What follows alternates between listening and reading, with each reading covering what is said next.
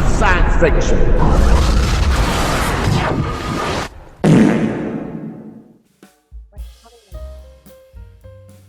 Hello.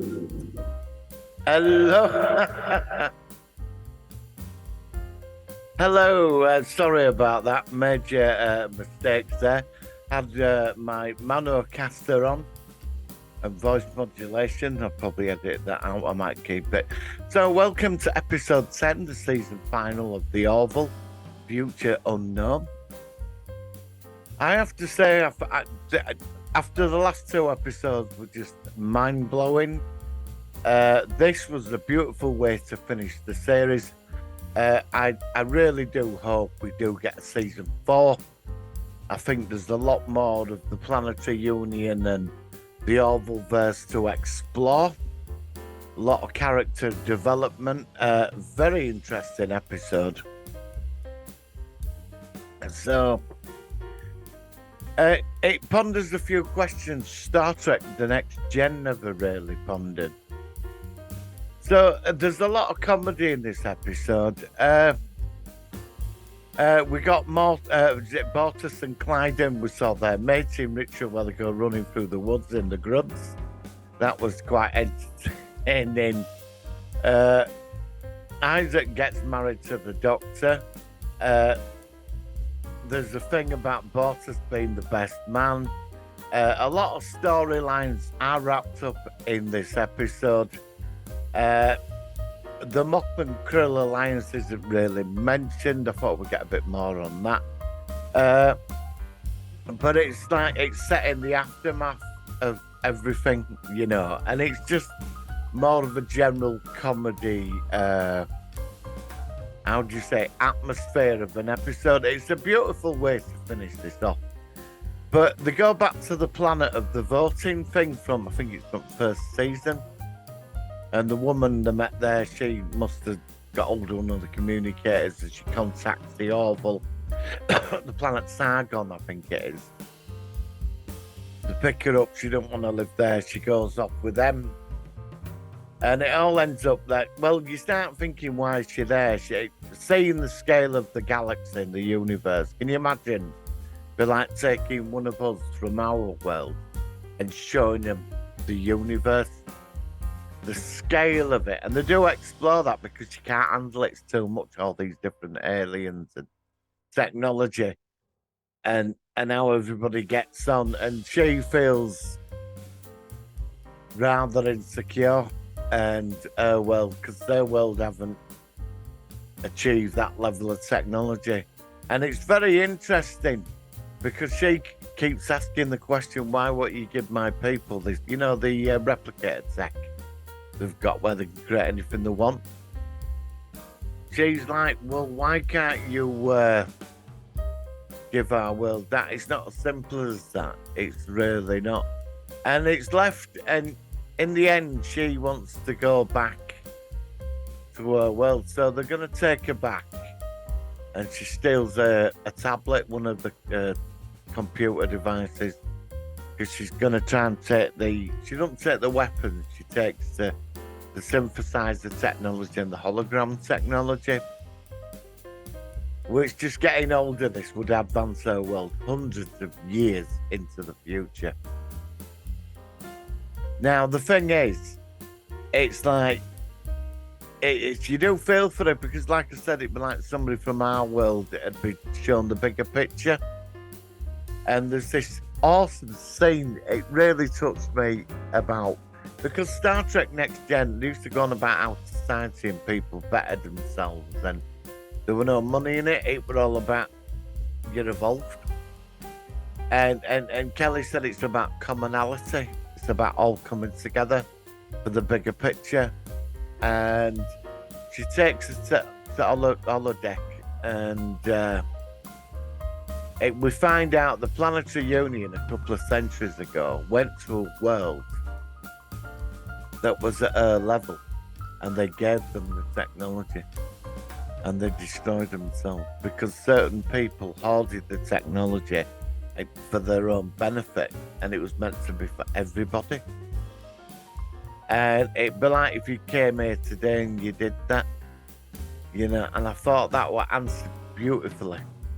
And this is what was so brilliant about this episode. And they explained why they didn't need money or anything like that.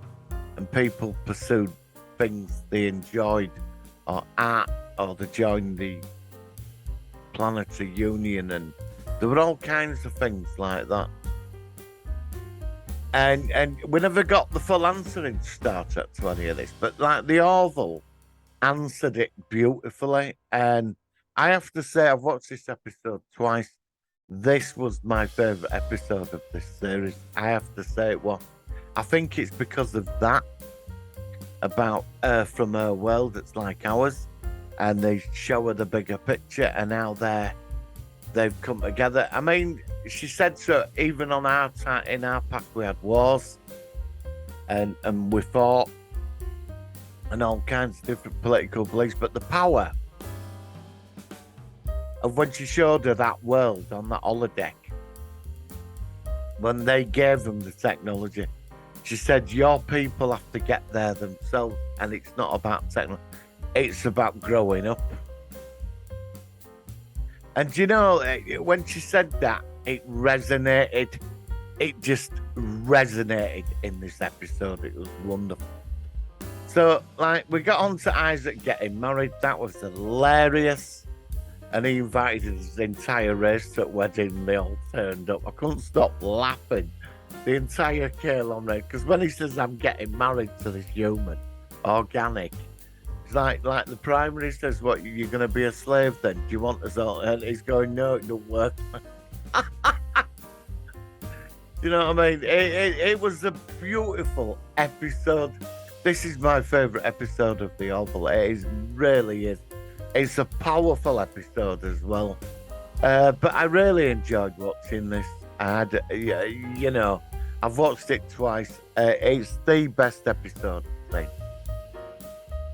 I discussed this on the podcast about that question, because we got into, like, I'm going to go back to like the Prime Directive, the non-interference thing. The Orville explained this beautifully. Never really went.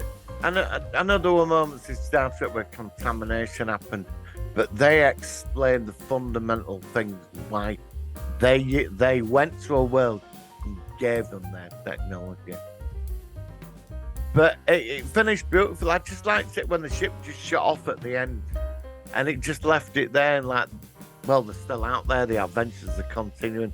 They left it in a beautiful place. Now, personally, I hope there's a season 4, because I've developed to love these characters. You know, this, I have to say, Orville more Star Trek than Star Trek. Yeah, do you know what I mean? And I'm not knocking Strange New Worlds. I'm a massive fan of that. But it's very TNG in a lot of areas, isn't it? You know, but what they did with this episode, they just surpassed themselves. And I was just blown away by it. I really was. So this is my review of this episode. But before I go, I want a season 4. I think in season 4 it's going to be the aliens in that dark nebula. It's going to be the thing that's going to force everybody to get together to combat this threat that's coming. I think if it's going to Disney are going to finance season 4 and 5. It's so much of a hit. They're not going to let this go. It's a shame it's just been shoved around streaming sites. It really is. You know, but renew Orville, please. You know, I really want this to happen. You know, it's the best thing out there. And bloody hell, I'm going to miss this. If they don't make a season 4, I am going to miss this show. I love this show with a passion, and the characters, you know. And it was nice seeing Alston Sage's character as well. That was sort of interesting. You know what I mean? I've enjoyed this series. What I'm doing, I'm gonna save it on. I'm gonna binge watch the old 10 episodes at some point. You know what I mean? I might even watch all 3 seasons actually. So please give this video a like, please subscribe, and I will see you on the next video. So thanks guys, it's been a great trip watching this series. Oh yes, I just want to say to one of my subscribers, Pete, this is the last time you're going to see the fox. Next time it'll be the cat or a rabbit. Oh, it could be an owl, you never know. So guys, live long and prosper, and I will see you on the next video.